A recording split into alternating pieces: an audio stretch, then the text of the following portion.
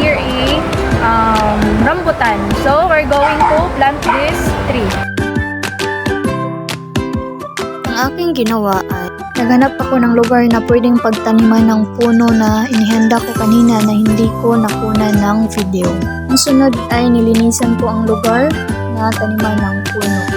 Inalis ang mga damo na malapit sa lugar na tataniman. Ang susunod na ginawa ko ay naghukay ako ng butas na paglagyan ng ating puno kung saan dito natin itatanim.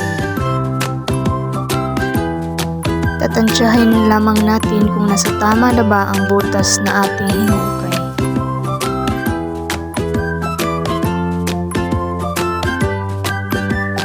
Sa tingin ko ay tama na ang butas na hinukay ko kaya kinuha ko na ang puno na nakalagay sa cellophane. At saka inilagay ko ang puno sa butas. Dahan-dahan nating lalagyan ng lupa ang puno na ating nilagay sa butas.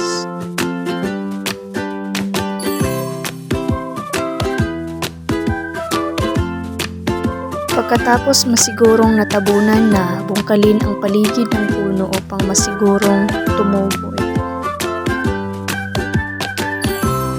At kung sa tingin natin ay basa pa yung lupa, maaari pa natin hindi lagyan ng tubig ang puno.